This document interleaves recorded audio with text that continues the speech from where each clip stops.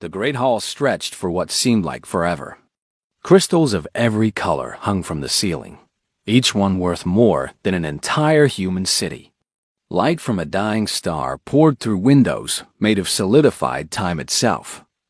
This was the Hall of the Concord, the place where the rulers of 10,000 worlds gathered to decide the fate of species. Ambassador Alara Vance walked alone across the polished floor. Her footsteps echoed in the silence. She was 43 years old, with gray streaks in her dark hair and lines around her eyes that spoke of too many sleepless nights. She wore a simple black suit, nothing fancy, nothing impressive. Compared to the beings that surrounded her, she looked like a child who had wandered into a meeting of gods. And in many ways, she was. The Council of 12 sat on thrones arranged in a half-circle. Each throne was designed for a different body type, because the rulers of the galaxy came in many shapes. The Valeth Empress glowed with soft blue light, her body made of flowing tendrils that never stopped moving. The Crethful High Arbiter was a mountain of living stone, ancient beyond measure, his eyes burning like coals in a face that had watched stars die. The Sonari Observer floated in a tank of green liquid, their form constantly shifting between shapes that human eyes could not fully understand. These beings had ruled the galaxy for 6,000 years. They had seen empires rise and fall. They had crushed rebellions, absorbed civilizations, and shaped the destiny of trillions of lives. To them, humanity was nothing. A young species. A small species. Barely worth noticing. Alara stopped in the center of the hall and waited. The Valeth Empress spoke first. Her voice was like music and poison mixed together. "You are the representative of the human species?" "I am Ambassador Alara Vance of the United Earth Government," Alara replied. Her voice was steady. She had practiced this moment for years. "We have reviewed your petition," the Empress continued. "Your species wishes to join the Galactic Concord as a protectorate member. This is wise. The galaxy is dangerous for young species who stand alone." Alara said nothing. She simply listened. The Crethful High Arbiter leaned forward. When he moved, it sounded like mountains grinding together. "The terms of protectorate status are standard. They have not changed in 3,000 years. You will reduce your military to defensive levels only. You will accept population guidance to ensure sustainable growth. Certain of your colony worlds will be redistributed to species with greater historical claims. In exchange, the Concord will protect you from external threats. You will also pay tribute," the Empress added. 30% of your gross planetary product paid annually. This funds the fleets that keep the peace." Alara listened to all of it. The terms were exactly what she had expected. She had read the treaties signed by other species. She knew what protectorate status really meant. It meant giving up your future. It meant becoming a servant with a fancy title. It meant slowly dying as a people while the elder races took everything that made you special. Every species that had stood in this hall for the past 3,000 years had accepted these terms. Some had argued. Some had begged for better conditions. But in the end, they all said yes. Because the alternative was destruction. The Concord had enough ships to burn entire star systems. They had done it before, to species who had refused. The Empress finished reading the terms and looked at Alara with something like boredom. "Do you have any questions before you sign?" Alara smiled. It was a small smile, barely visible. "I have a statement, not a question. Proceed." "On behalf of the United Earth Government and all human colonies, I must respectfully decline your offer of protectorate status." The silence that followed was absolute. For a long moment, nothing moved. The crystals stopped their gentle swaying. The light itself seemed to freeze. The Crethful High Arbiter was the first to react. His burning eyes flared brighter. "You misunderstand, Ambassador. This is not an offer. This is the way things are done. Every species accepts protectorate status. Those who refuse are designated as threats to galactic peace and dealt with accordingly. I understand perfectly, Ilara said. Her voice remained calm. Humanity declines. The Empress's tendrils went dark and flashed with angry red light. You speak for your entire species? You would doom billions of your people based on your own pride. I speak for humanity, Ilara confirmed. And this is not pride, Empress. This is simply truth. We will not sign away our freedom. We will not surrender our colonies. We will not reduce our fleet. We will not pay tribute to those who have done nothing to earn it. Then you choose war, the Arbiter said. You understand this? Your species is 300 years old. Your fleet numbers perhaps 10,000 ships. We can field 1,000,000. This is not a battle you can win. Ilara reached into her pocket and pulled out a small device. She pressed a button and a holographic display appeared in the air around her. Star maps filled the hall, showing not human space, but the secret places of the Concord. Supply routes, communication relays, fuel depots, choke points where trade flowed like blood through arteries. You are correct that we cannot win a straight battle, Ilara said. We never intended to fight one. For 200 years, while your spies watched our public fleet exercises and laughed at our primitive ships, we have been watching you. We have mapped every weakness in your empire. We have positioned assets in places you forgot existed. We have made friends with species you thought were completely under your control. She turned slowly, looking at each member of the council in turn. If you attack us, you will probably win eventually. You have more ships, more resources, more everything. But the cost will be higher than anything you have ever paid. We will make you bleed from 1,000 wounds. We will turn your own systems against you. And while you are focused on crushing us, every other species you have subjugated will be watching. They will see that the Concord can be hurt. They will remember what it felt like to be free. The Sonari observer, who had been silent until now, finally spoke. Their voice came from everywhere and nowhere. You would sacrifice your entire species to make a point. Ilara's smile grew slightly wider. We are human. We have been making points like this since we first climbed down from the trees. We overthrew kings who had ruled for centuries. We fought wars against empires that covered continents. We walked on our moon because someone said it could not be done. Sacrifice for principle is not a threat to us, observer. It is who we are. She turned back to the Empress. You can have your peace, Empress. All you have to do is leave us alone. Recognize humanity as an independent species. Ask nothing of us that you would not ask of yourselves. Do this, and there will be no war. And if we refuse... Ilara deactivated the holographic display and straightened her simple black suit. Then the age of your peace is over. And what comes next will be decided not by your wishes, but by ours. She turned and began walking back across the crystal floor.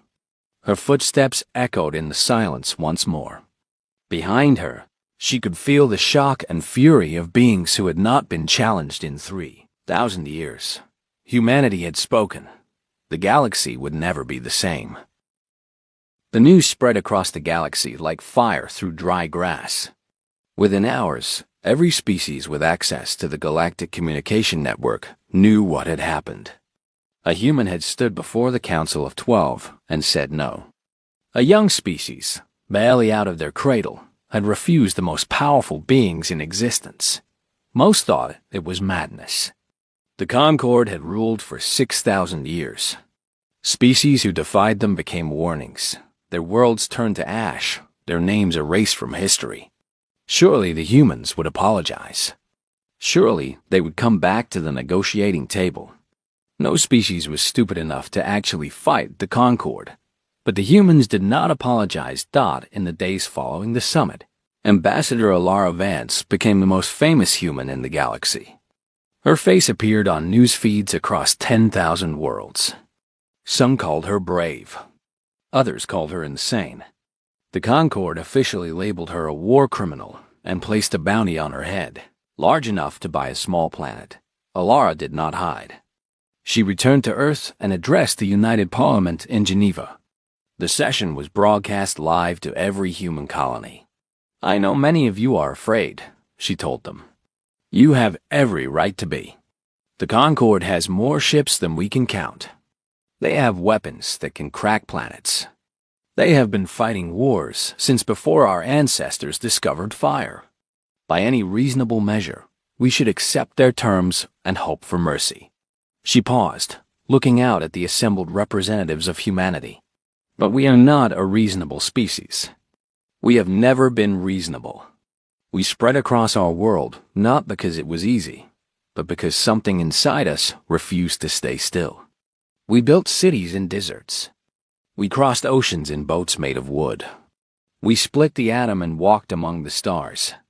Every step of our journey was called impossible by someone, and every time we proved them wrong." The Parliament chamber was completely silent. "The Concord does not understand us," Alara continued. "They see our numbers and calculate our strength. They measure our ships and count our soldiers. And they conclude that we are weak. But they are measuring the wrong things. Our strength is not in our fleet. Our strength is in what we are willing to do when someone threatens our freedom. They think they know what war looks like. They have no idea what humanity looks like when we decide that losing is not an option." 3 days later, the Concord made their first move. A fleet of 500 ships appeared at the edge of human space, near a small colony called New Brisbane. The colony had 80,000 people, mostly farmers and miners. They had no military value. But that was the point.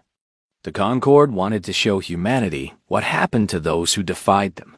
The fleet commander was a Valeth admiral named Sixrath.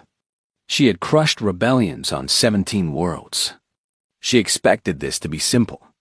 Move in, destroy the colony, leave before any human ships could respond. A message written in blood and fire. What she found instead was a surprise. New Brisbane should have been undefended.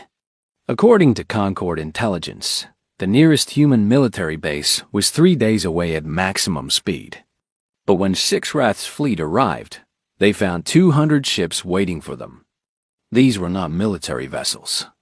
They were cargo haulers, mining ships, passenger transports. Ships that had no business being in a battle. Every single one of them was armed. The colonists of New Brisbane had spent the last 3 days welding weapons onto anything that could fly. They had stripped their mining equipment for parts. They had emptied their warehouses of explosives. They had turned their peaceful civilian fleet into a desperate defense force. Sixrath hesitated.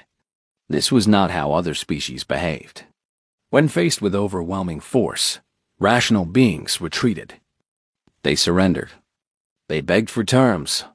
They did not strap bombs to their cargo ships and fly toward a fleet that outnumbered them 2 to 1.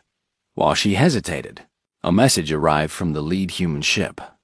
It was not a plea for mercy. It was not even a formal military communication. It was the voice of a 53-year-old grandmother named Maria Chun, who had spent her life hauling ore from asteroid mines. "This is New Brisbane Defense Fleet to Concord vessels. You are not welcome here. Turn around and leave, or we will make you regret ever learning our name." Sixrath was insulted. She was one of the greatest admirals in the Concord Navy. She had been threatened by kings and emperors. She would not be intimidated by farmers. She ordered her fleet to attack.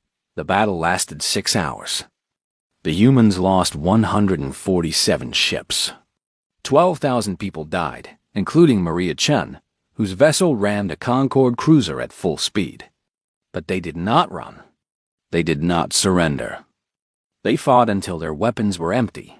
Then they rammed their ships into enemy vessels. They turned their own bodies into weapons. When it was over, Sixrath had lost 212 ships, nearly half her fleet. The colony of New Brisbane still stood. The admiral retreated to regroup. She sent a report to the council, explaining what had happened. The response she received was not what she expected.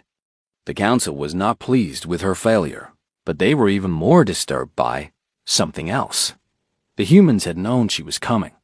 They had known exactly when and where her fleet would arrive. They had been waiting for her. This meant one of two things.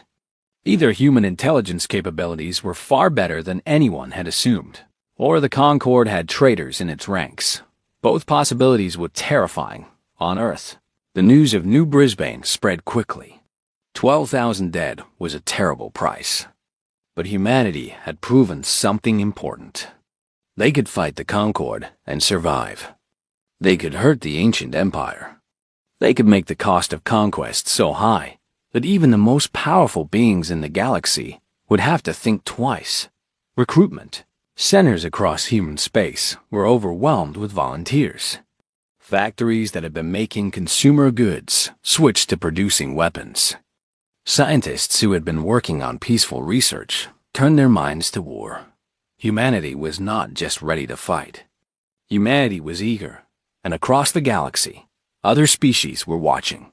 Species who had accepted protectorate status because they thought they had no choice. Species whose ancestors had been free before the Concorde crushed them. Species who had forgotten what resistance looked like. They remembered now dot in the shadows of the great empires. Whispers began to spread. If the humans could do it, maybe others could too. Maybe the Concorde was not as invincible as they claimed. Maybe the Age of Peace was nothing more than the Age of Fear, and maybe fear could be conquered. The Concorde had ruled through the belief that resistance was impossible. At New Brisbane, a grandmother and her farmers had proven that belief wrong. The galaxy was beginning to wake up. Admiral Chen Wei stood on the bridge of the Unconquered and stared at the display screen surrounding him. Each screen showed the same thing: ships. Thousands upon thousands of ships, pouring through the terminus gate like water through a broken dam. The Concorde had sent everything they had. The official count was 8,000 vessels. The real number was probably higher. Among them were ships that had never been seen outside of ancient historical records. Planet crackers. Star killers. Weapons that could end worlds with a single shot. The Concorde was done playing games. They meant to wipe humanity from existence. Chen Wei was 61 years old. He had been a soldier for most of his life, fighting in the small border conflicts that humans had among themselves before first contact. Those wars seemed like children's games now. He had 3,000 ships under his command. His enemy had almost 3 times that number. "Sir," his tactical officer said, her voice tight with fear she was trying to hide. "The gate is still open. They are still coming through. Let them come," Chen Wei replied. His voice was calm. "They are right where we want them." The Terminus Gate was the primary route into human space from the Concorde core worlds. It was a natural choke point, a place where the strange geometry of faster-than-light travel forced ships to emerge in a specific location. For 6 months, humanity had been preparing this battlefield. For 6 months, they had hidden their preparations from Concorde spies. The plan was simple. It was also insane.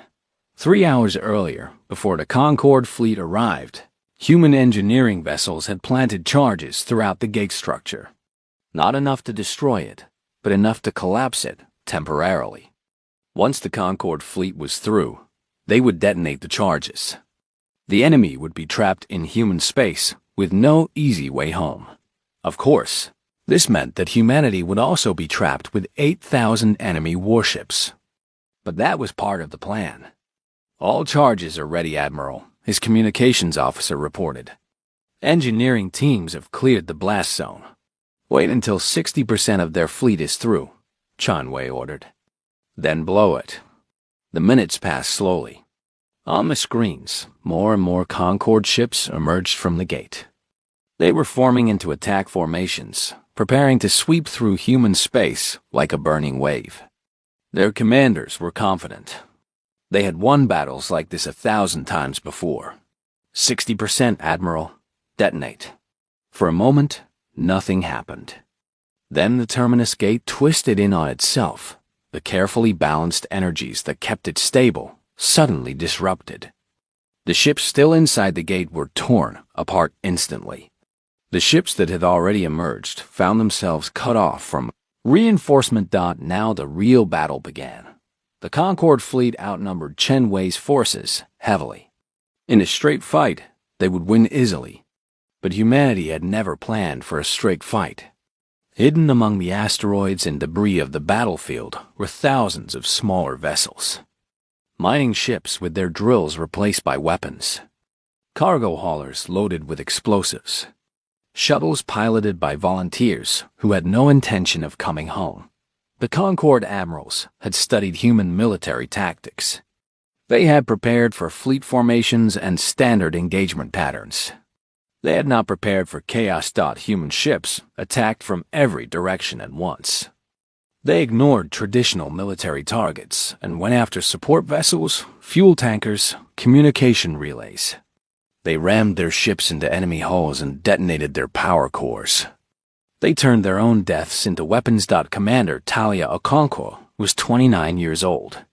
She piloted a converted mining vessel with a crew of 12. Her ship had no shields, minimal armor, and weapons that were held together with emergency welding. When a Concorde cruiser locked onto her vessel, she did not try to run.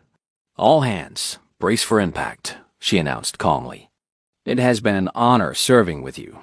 She aimed her ship at the cruiser's engine section and accelerated to maximum speed. The impact destroyed both vessels. The cruiser had carried 3,000 crew members and enough firepower to destroy a small moon. Stories like this repeated across the battlefield. Human pilots, knowing they could not win, chose to take their enemies with them. Human engineers overloaded their own reactors to create explosions that damaged nearby enemy ships. Human soldiers in boarding pods breached Concorde vessels and fought to the last breath. The elder races of the galaxy did not fight like this. They were rational. They calculated odds and retreated when those odds turned against them. They valued their own lives above victory. A Concorde admiral, faced with the same situation, would have surrendered.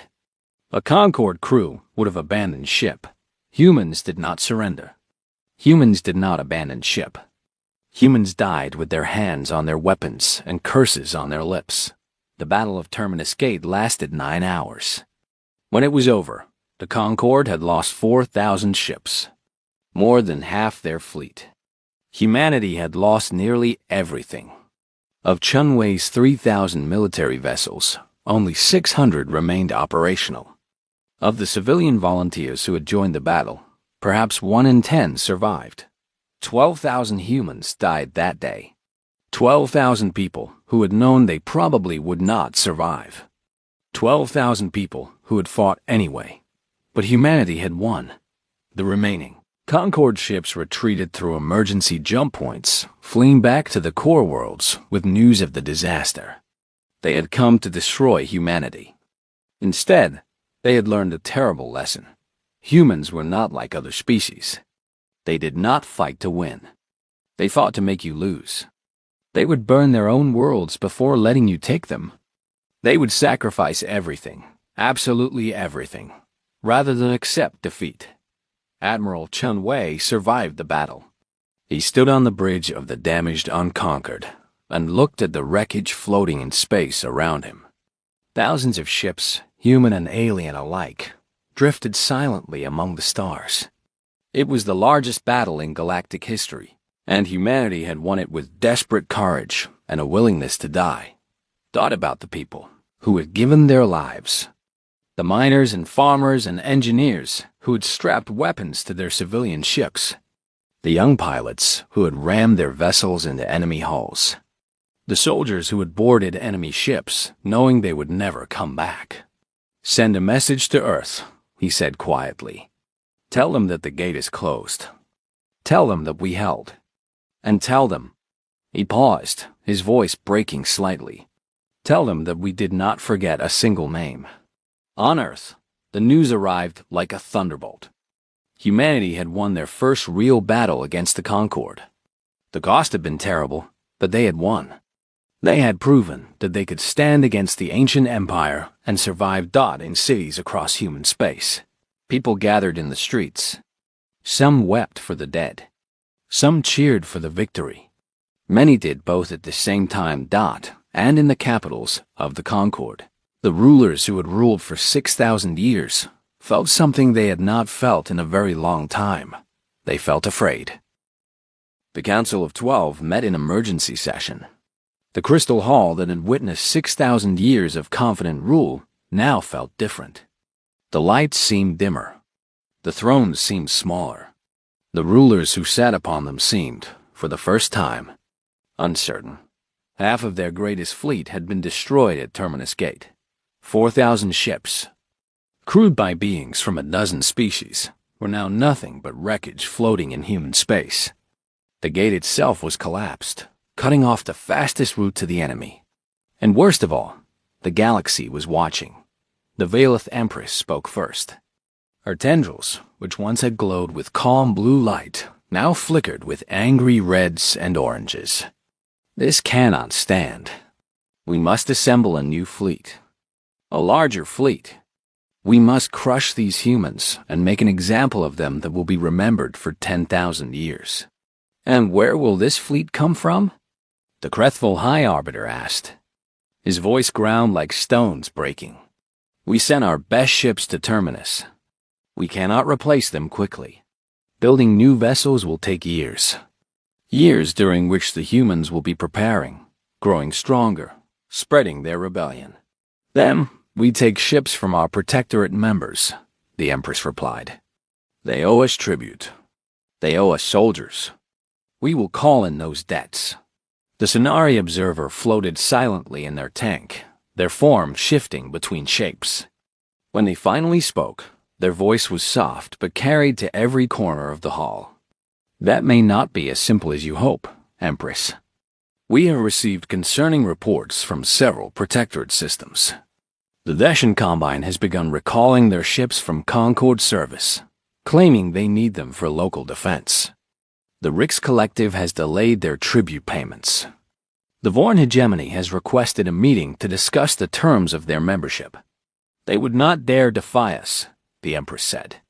But there was doubt in her voice now. They already are defying us, the Observer replied. Not openly? Not yet. But they are watching what happens with the humans. They are measuring our response. And if they decide that we are weak, the thought hung in the air, unfinished but understood by all. The Concord had ruled through strength. Not just military strength, though that was part of it. They had ruled through the belief that resistance was pointless. For 6,000 years, every species that had challenged them had been crushed. The pattern was so consistent that most species had stopped even thinking about rebellion. It was simply not something that happened, but the humans had changed that. At New Brisbane, a handful of farmers had fought off a Concord fleet. At Terminus Gate, a smaller human force had destroyed half of the largest armada in galactic history. The pattern was broken. The impossible had become possible. We need time, the Arbiter said slowly. Time to rebuild. Time to restore confidence among our members. Perhaps we should consider negotiating with the humans. Negotiate? The Empress's tendrils flared bright red. You would have us surrender to these primitives. You would have us admit that we cannot defeat them? I would have us survive, the Arbiter replied. I have lived for 12,000 years, Empress. I have seen empires rise and fall. The strongest empires are those that know when to bend and when to break. If we throw everything we have against the humans and fail again, we will not survive. The Protectorates will abandon us. Our enemies will sense weakness. The Concord itself will collapse. The debate continued for hours. The Council was divided in ways it had not been for millennia. Some wanted total war, regardless of the cost. Others wanted caution, compromise, survival. A few, privately, wondered if the Concord's time had simply come to an end. While they argued, the galaxy continued to change. On the planet Desha, the leaders of the Combine held their own secret meeting. 800 years ago, their ancestors had been forced to accept protectorate status after a brief and brutal war. They had been loyal subjects ever since, sending their ships and soldiers to serve Concord interests across the galaxy. But they had never forgotten what freedom felt like. "The humans have shown us something important," their prime speaker said. "The Concord is not invincible. They can be hurt. They can be beaten. If we stand with them now, while they are strong and the Concord is weak, we may have a chance to reclaim what was taken from our ancestors." Similar conversations were happening on 100 other worlds. Species who had accepted subjugation because they thought they had no choice began to wonder if perhaps they did have a choice after all. The memory of freedom long buried began to stir. On Earth, Ambassador Alara Vance understood what was happening. She had hoped for this outcome, but she had not been certain it would actually occur. The Concord's power had always rested on more than just military force. It had rested on belief. The belief that they were unstoppable. The belief that opposing them was suicide. Once that belief was broken, everything else would follow. She began reaching out to the protectorate species. Not with demands or threats, but with offers. Humanity did not want to rule the galaxy. They simply wanted to be free. And they were willing to help others who wanted the same thing. The response was careful at first. Species who had survived under the Concord for centuries knew better than to act rashly.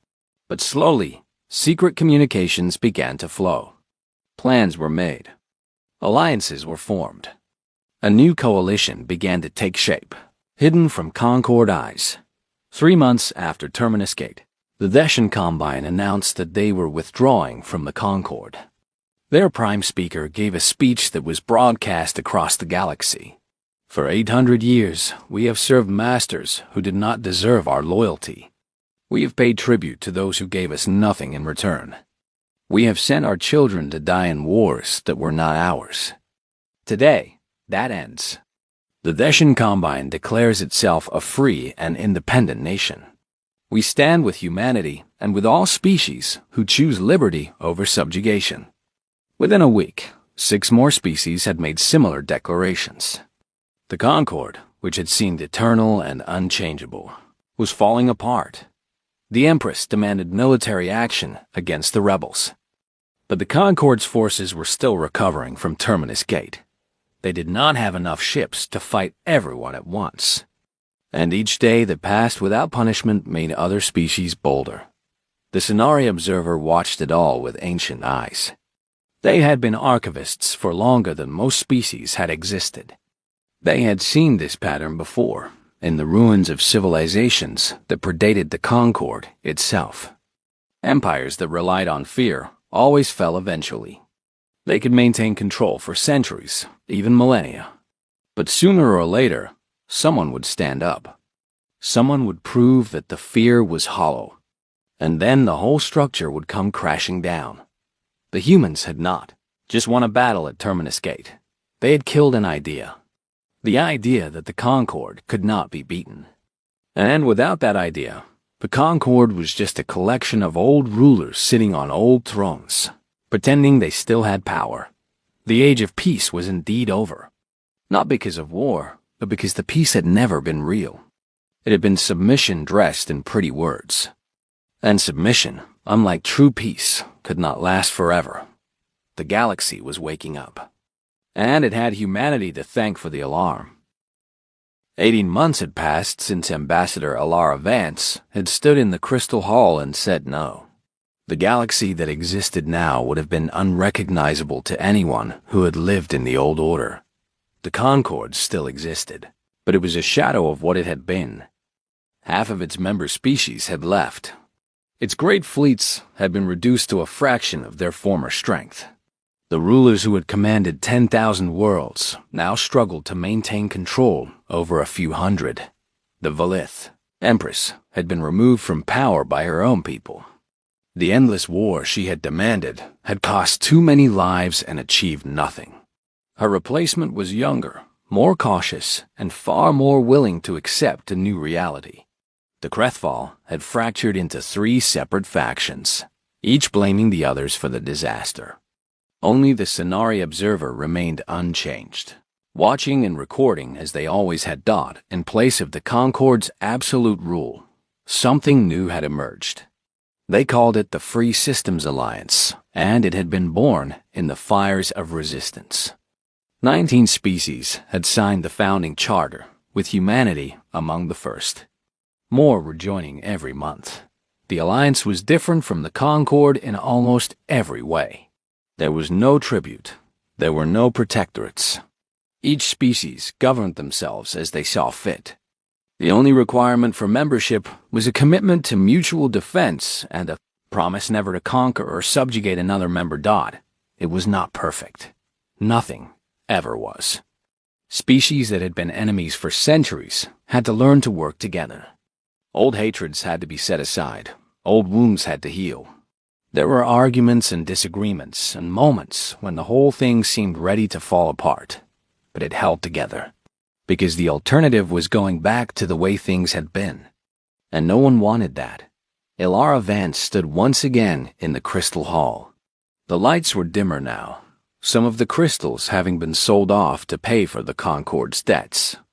The thrones were mostly empty. Only 3 members of the original council remained. The new Valeth representative, a young male named Kyrvith, looked at her with eyes that held none of his predecessor's arrogance. "You asked for this meeting, Ambassador. What does humanity want?" Ilara considered the question. She was 45. Now, with more gray in her hair and deeper lines around her eyes.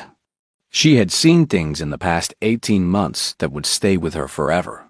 She had watched friends die. She had ordered attacks that killed thousands.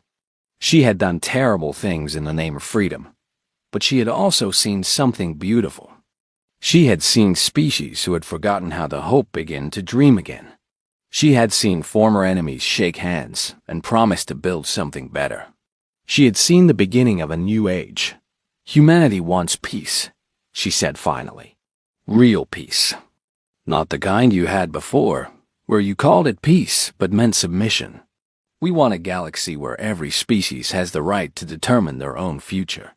Where strength is used to protect, not to dominate. Where the powerful help the weak instead of exploiting them." Kyrvith was silent for a long moment. "That is, ambitious. Some would say impossible. Species are competitive by nature.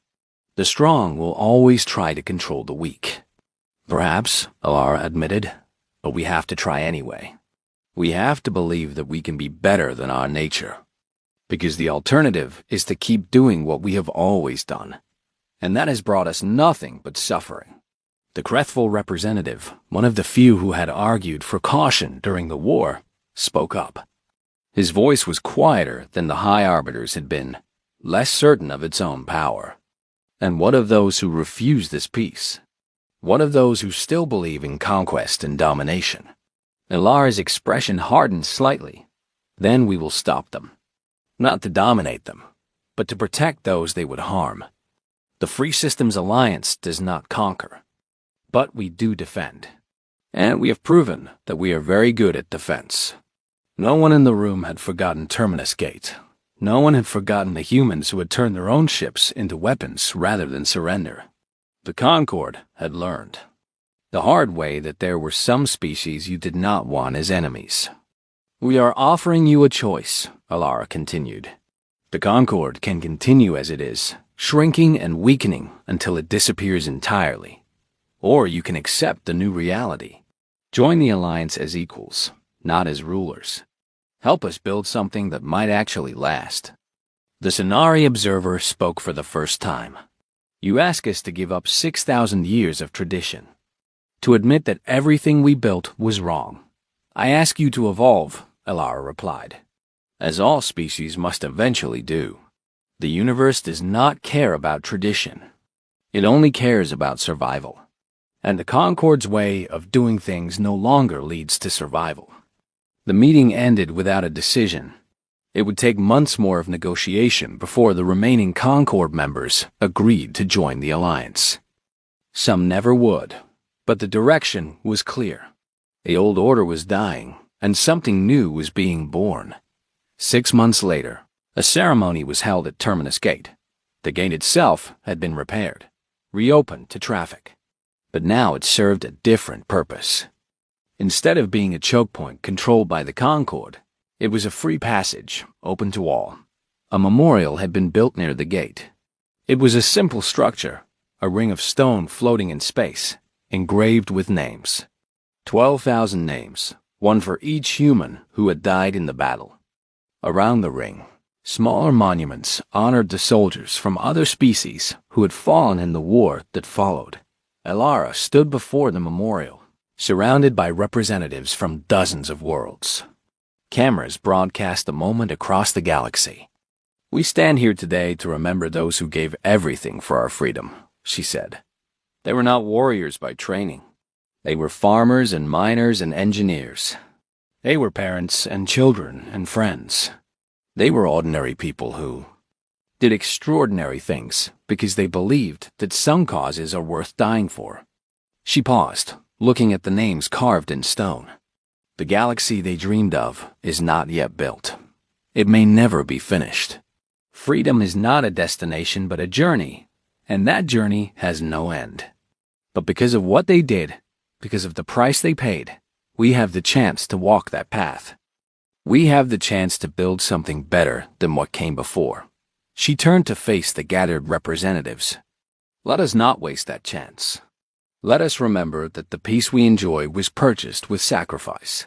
And let us honor that sacrifice by being worthy of it, by treating each other with respect, by helping those who cannot help themselves, by remembering that every species, no matter how young or small or different, has the same right to exist and to thrive.